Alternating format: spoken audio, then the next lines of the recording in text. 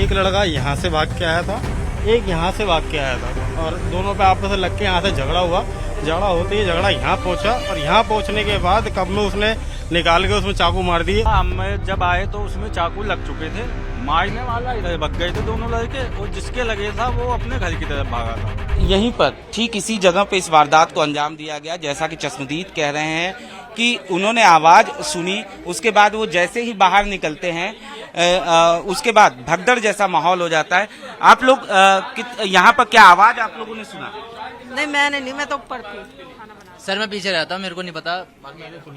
क्या हुआ था? क्या यहाँ पे एक लड़का यहाँ से भाग के आया था, एक यहाँ से भाग के आया था और दोनों पे आपस में लग के यहाँ से झगड़ा हुआ। झगड़ा होते ही झगड़ा यहाँ पहुँचा और यहाँ पहुँचने के बाद कब में उसने निकाल के उसमें चाकू मार दिए, पता भी नहीं चला। और दो यहाँ भागे, एक वो लड़का वहाँ भाग गया। अच्छा जी। कितने लड़के थे यहाँ पर? दो लड़के थे। अच्छा, दो लड़के थे। दो मारने वाले थे, एक मरने वाला था। क्या हुआ था जब चाकू लगा था? मैं तो कौन क्या हुआ था? ये हुआ कुछ नहीं था। हम जब आए तो उसमें चाकू लग चुके थे। मारने वाला इधर भाग गए थे दोनों लड़के और जिसके लगे था वो अपने घर की तरफ भागा था। अच्छा और घर जाने के बाद उसके घर वाले उसे जीटी भी ले गए थे। अच्छा। हाँ, तो ये जो दोनों लड़के थे जिन्होंने वार किया था वो पहले से यहाँ पे थे? यहाँ पे उन्होंने पहले से ही इनकी ताल बैठा रखी थी उस लड़के की। उसके चक्कर में पहले से लगे हुए थे, उन्हें जानकारी थी वो आएगा इधर की तरफ, तो वो पहले ही यहाँ खड़े हुए थे। वो जैसे ही आया उन्होंने पहले यहाँ तो उससे हाथापाई करी, फिर उसके बाद वहाँ पहुँचते पहुँचते चाकू निकाल के उसकी पीठ में 3 चाकू मारे थे।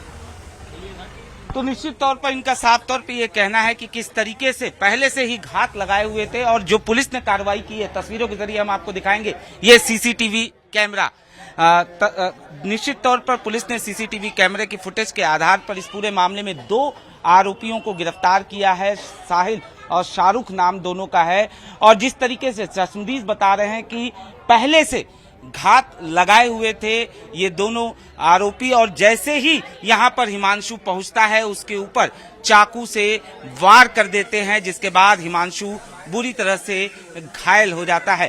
तो फिलहाल पुलिस पूरे मामले में तफ्तीश कर रही है, लेकिन निश्चित तौर पर जो चश्मदीद हैं उनका साफ तौर पर यह कहना है कि घायल होने के बाद भी हिमांशु जो है वो हिम्मत दिखाता है, वो थोड़ी दूर तक आगे तक जाता है, अपने घर तक जाने की कोशिश करता है, लेकिन रास्ते में ही वो गिर जाता है, जिसके बाद उसकी मां वहां पर पहुंचती है और उसे अस्पताल ले जाया जाता है।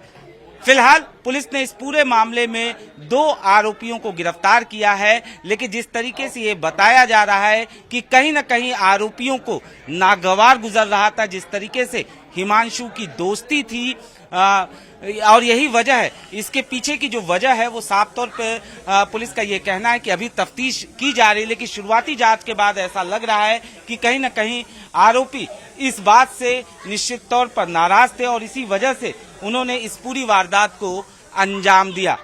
अनुज मिश्रा, टाइम्स नाउ नव भारत, दिल्ली।